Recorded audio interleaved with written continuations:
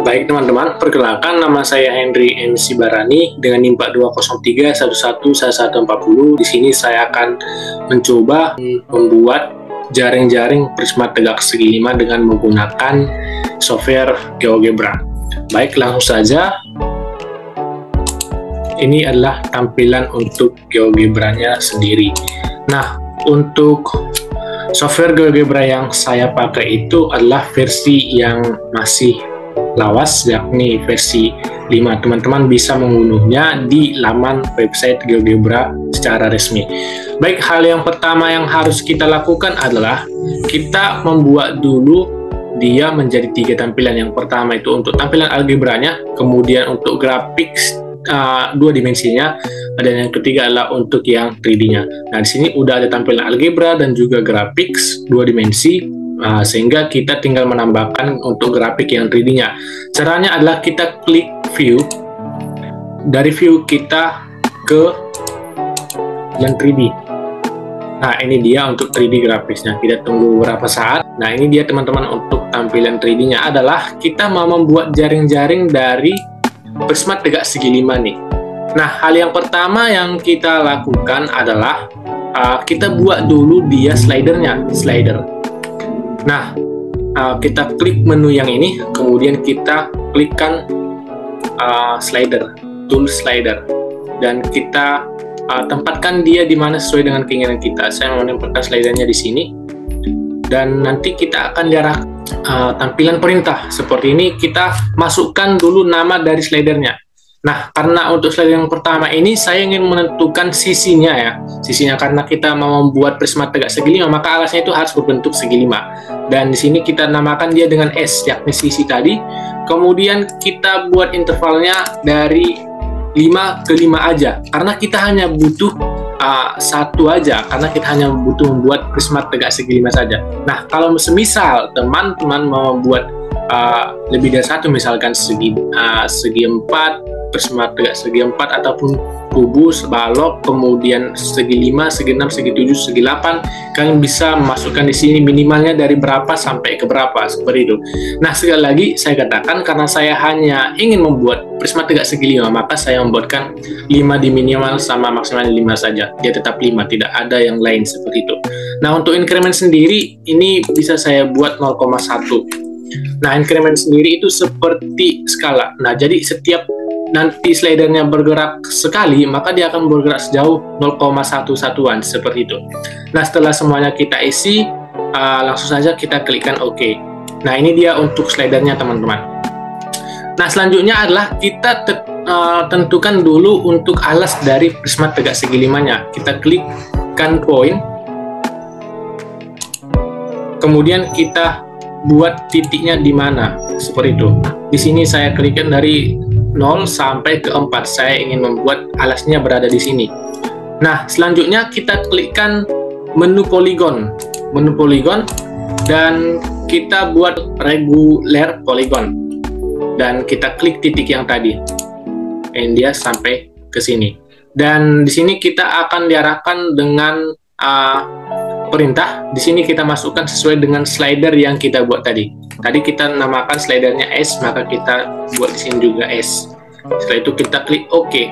Nah, nanti ini adalah alas dari prisma tegak segi 5-nya, sudah tertampak di layar. Ini untuk tampilan 2 dimensinya, dan ini untuk tampilan 3D-nya. Untuk mengukur skala ataupun mengukur luas dari alas di prisma tegak segi 5-nya, kalian tinggal hanya menggeser salah satu poinnya, maka dia akan bergerak baik di 2 dimensinya, begitu juga di tampilan 3D-nya. Seperti itu.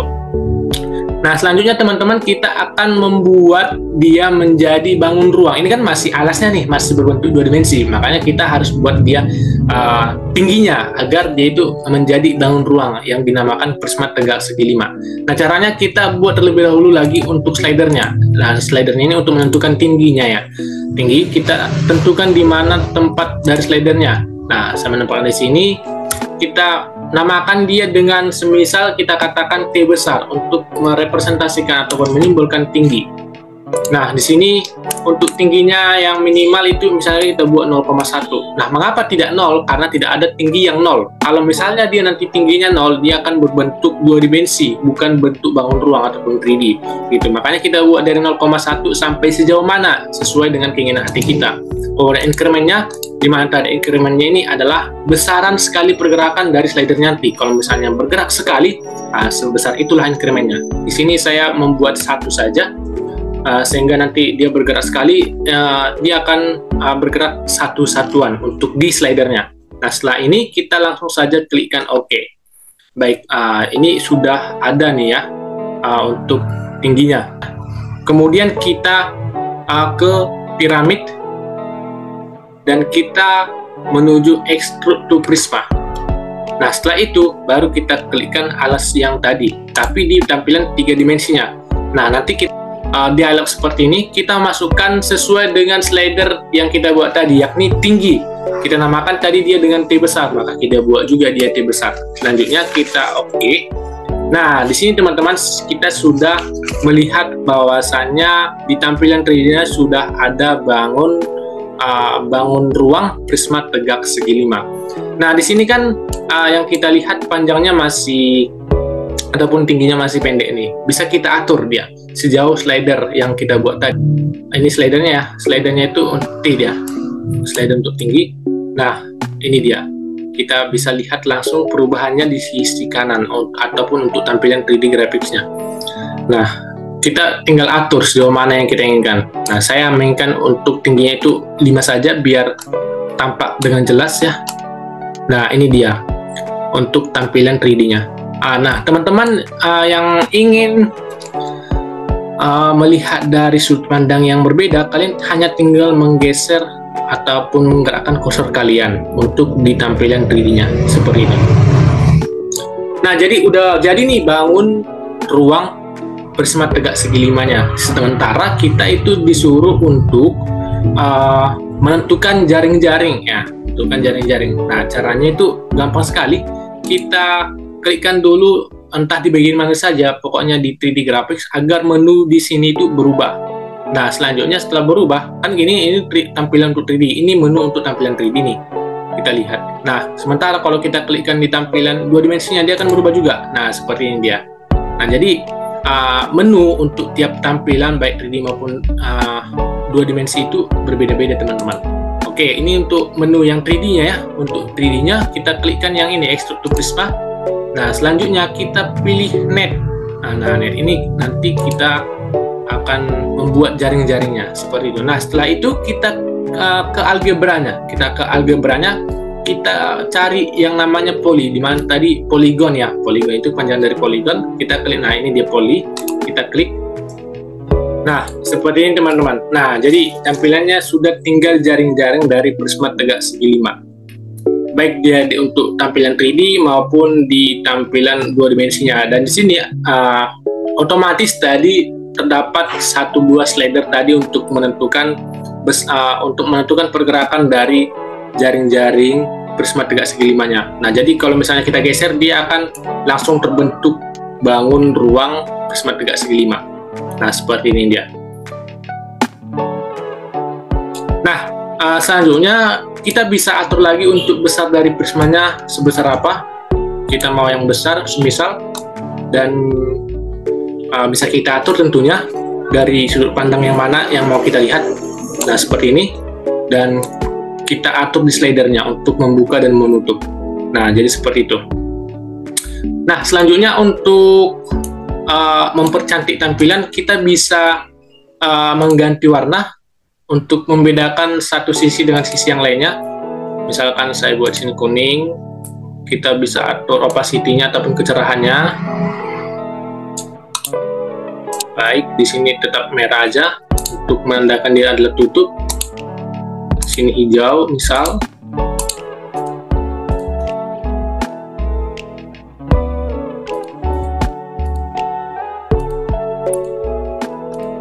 Kemudian di sini biru ya, dan di sini adalah kuning lagi, kuning.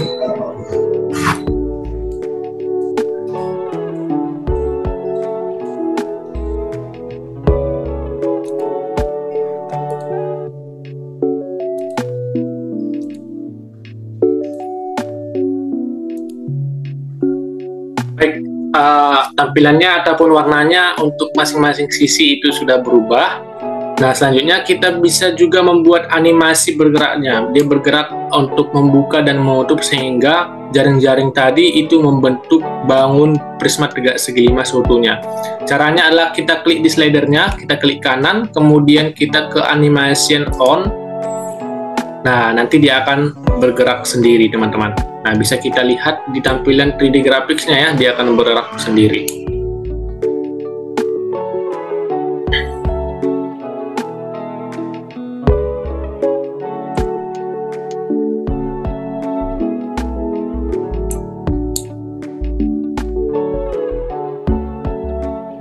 Oke, baik teman-teman, mungkin itulah yang bisa saya sampaikan untuk mengenai jaring-jaring prisma tegak segi 5. Nah, selanjutnya saya akan mencoba menjelaskan juga bagaimana cara mencari luas daerah yang dibatasi oleh dua kurva. Caranya tentu kita menggunakan aplikasi yang sama, yakni aplikasi GeoGebra juga ya. Tampilan awal lagi, tampilan yang baru yang sudah bersih, di mana di sini kita akan mencari luas daerah yang dibatasi oleh dua grafik ataupun dua kurva ya. Caranya yang pertama sekali, kita tentukan dulu soalnya ataupun grafiknya. Yang pertama itu grafik Y sama 12 kurang 3x kuadrat, dan yang kedua adalah Y sama dengan 6 dikurang 3x. Nah, dari sini kita klikkan ataupun kita masukkan dia. Kita masukkan untuk yang pertama adalah Y sama dengan 12 dikurang 3x kuadrat. Nah, untuk mencari kuadrat kan tidak ada nih di keyboard. Nah, kita bisa langsung ke tool yang ini, yang tanda alpha ini. Kemudian kita cari yang kuadrat. Nah, ini dia. Nah, setelah kita inputkan fungsinya, maka di sini dia akan langsung tergambar nih GeoGebra-nya. Baik, ini dia untuk equation yang pertama. Kita masukkan juga untuk equation yang kedua, yakni Y sama dengan 6 dikurang 3x. 6 dikurang 3x, setelah itu kita enter kan. Nah, kita sudah melihat grafik fungsi di sini. Yang pertama grafik fungsi kuadrat, kemudian fungsi linear ya. Nah, kita akan mencari luas daerah yang dibatasi oleh dua grafik fungsi ini. Yang pertama fungsi f, dan kedua adalah fungsinya segi. Berarti kita akan mencari luas daerah yang ini nih. Nah, caranya mudah sekali kawan-kawan. Kita langsung saja ke input. Tapi terlebih dahulu kita harus cari dulu dia titik potongnya. Titik potongnya di sini dan titik potongnya di sini. Nah, kalau misalnya kita carinya secara manual, kita harus menyamakan kedua persamaan terlebih dahulu. Nah, setelah itu nanti dapatlah titik masing-masing titik potongnya. Akan tetapi, karena kita menggunakan software GeoGebra ini, caranya kita gampang sekali. Hanya kita langsung saja ke poin ini, ke poin. Nah, dari poin kita cari intersect. Nah, kita cari intersect di mana nanti intersect ini akan secara otomatis menentukan titik potongnya. Kita hanya tinggal mengklik grafiknya yang pertama dan yang kedua. Nah, ini dia untuk intersect keduanya. Yang pertama dinamakanlah itu dengan titik A, dan yang kedua dinamakanlah titik B. Nah, untuk letak titik A ini kita bisa langsung lihat di algebranya. Nah, titik A itu terletak di min 1,9, sedangkan si B itu terletak di 2,0, di titik 2,0. Nah, selanjutnya kita langsung saja mencari luas daerah yang dibatasi oleh kedua kurva tadi. Caranya kita langsung ke input dan kita ketikkan integral between. Masukkan integral between. Nah, ini yang ini. Integral between. Baik, kita masukkan fungsinya. Kita masukkan fungsi yang pertama, kita masukkan fungsi yang kedua, kemudian kita masukkan titik X untuk perpotongan pertama dan yang kedua. Nah, untuk fungsi yang pertama itu yang di atas. Yang di atas itu tentu adalah fungsinya si F. Nanti kita masukkan F. Kemudian yang kedua adalah tentu si fungsinya si G. Fungsi G kita klikkan sini G. Kemudian untuk start value adalah titik yang pertama, yakni si A. Akan tapi untuk di sumbu X, dia di sumbu X ada berapa seperti itu. Berarti dia min 1 gini ya, min 1. Berarti kita klikkan di sini min 1. Nah, setelah itu untuk end value untuk X, untuk yang titik yang kedua, yakni titik B, dia di X berada di 2. Maka kita klikkan di sini 2. Nah, setelah itu kita hanya tinggal klikkan enter. Nah, nanti kita dapatlah luas dari daerah yang kita cari, yakni A sama dengan 13,5. Inilah dia luas yang kita cari tadi, daerah yang diarsir dengan tanda merah seperti ini. Nah, jadi kita sudah dapat teman-teman bahwasannya luas daerah yang dibatasi oleh Y sama dengan 12 kurang 3X kuadrat dan juga 6Y sama dengan 6 kurang 3X itu sama dengan 13,5 satuan luas. Nah, sekarang ini kan dengan menggunakan aplikasi GeoGebra nih. Nah, selanjutnya kita akan membuktikan apakah benar dia luasnya 13,5 dengan secara manual, yakni kita menggunakan konsep integral. Baik, langsung saja kita tes dia menggunakan cara manual. Ini dia untuk pembuktiannya secara manual ya, secara manual. Di sini kita punya dua persamaan, yang dua grafik fungsi. Yang pertama Y sama 12 kurang 3X kuadrat dan yang kedua Y sama 6 kurang 3X. Nah, hal yang pertama sekali kita lakukan adalah mencari titik potong, potongnya. Nah, berarti kita samakan dia Y1 sama Y2, berarti 12 kurang 3X kuadrat itu sama dengan 6 kurang 3X. Ini dia. Nah, setelah itu kedua ruas sama-sama kita kurang 12 dan kita tambahkan 3X kuadrat, sehingga nanti di ruas kanan ini akan menjadi menyisakan 0, dan di sebelah kiri itu menjadi 3X kuadrat dikurang 3X dikurang 6. Nah, setelah itu kita lakukan penyederhanaan, semuanya sama-sama kita bagikan dengan 3, maka itu akan menjadi X kuadrat dikurang X dikurang 2 sama dengan 0. Nah, selanjutnya kita cari pembuat nolnya. Caranya kita faktorkan dulu X kuadrat kurang X kurang 2 sama dengan 0 ini. Faktornya adalah X tambah 1 dan juga X kurang 2. Nah, berarti X tambah 1 sama 0 atau X kurang 2 sama dengan 0. Nah, X tambah 1 sama dengan 0 berarti X-nya sama min 1, kalau X kurang 2 sama 0 berarti X-nya sama dengan 2. Nah, kita udah tahu nih titik potongnya di mana saja, yakni di titik X sama min 1 dan di titik X sama dengan 2. Nah, selanjutnya kita hanya tinggal mencari luas daerahnya dengan menggunakan konsep integral, karena integral sendiri itu diciptakan untuk mencari luas daerah. Nah, kemudian apa fungsi dari titik potong si X1 sama si X2 ini? Nah, inilah yang akan kita gunakan untuk dari mana luas yang kita ukur sampai kemana, seperti itu. Nah, di integral ini kita sebut sebagai batas bawah dan juga batas atas. Si X sama min 1 ini kita akan jadikan di batas yang pertama dan atau batas bawah, dan si X sama 2 itu batas atasnya. Kalau kita masukkan ke integralnya, maka dia akan menjadi integral dari min 1 ke 2 12 kurang 3X kuadrat dikurang 6 kurang 3X dx. Nah, mengapa dikurang? Karena yang di atas tadi adalah fungsi f, yakni 12 kurang 3x kuadrat, dan yang di bawahnya adalah 6 kurang 3x, maka kita mengurangkan seperti itu. Kemudian setelah itu kita integralkan. Sebelumnya kita sederhanakan dulu dia, kita lakukan operasi penjumlahan dan pengurangan, nanti akan menjadi 12 kurang 3x kuadrat dikurang 6 ditambah 3x dx. Setelah itu kita sederhanakan lagi, dia akan menjadi integral min 3x kuadrat tambah 3x tambah 6 dx dari min 1 sampai ke 2. Kemudian kita integralkan, itu akan menjadi min x pangkat 3 tambah 3 per 2x kuadrat tambah 6x. Dengan batas bawah itu min 1 dan batas atas sama dengan 2. Nah, selanjutnya apa? Selanjutnya kita substitusikan batas atas dan juga batas bawah. Baik, setelah itu kita masukkan untuk batas atasnya yakni 2 kita masukkan, kemudian kita kurangkan dengan untuk batas bawahnya yakni min 1. Nah, ini dia min 1 kita masukkan ke dalam ya. Baik, setelah itu kita lakukan operasi penjumlahan dan juga pengurangan serta pengalian, maka akan dapat min 8 tambah 6 tambah 12 dikurang 1 tambah 3 per 2 per 6. Kemudian kita sederhanakan lagi menjadi bentuk yang lebih sederhana. Ini min 8 tambah 6 sama min 2 tambah 12 sama 10 kurang 1 tambah 3 per 2, berarti ini adalah 3 per 2 dikurang 10 per 2 atau 5. Kemudian kita sederhanakan lagi, itu menjadi 10 tambah 7 per 2, di mana 10 tambah 7 per 2 ini bisa kita ubah ke dalam bentuk desimal yakni 13,5.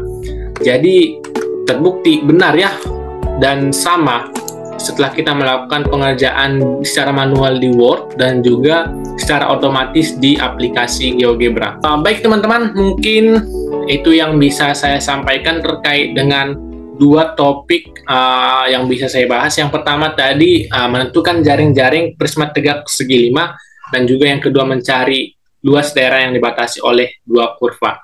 Mungkin itu saja yang bisa saya sampaikan. Kurang lebihnya saya memohon maaf. Terima kasih sudah menonton. Semoga apa yang kalian tonton ini dapat bermanfaat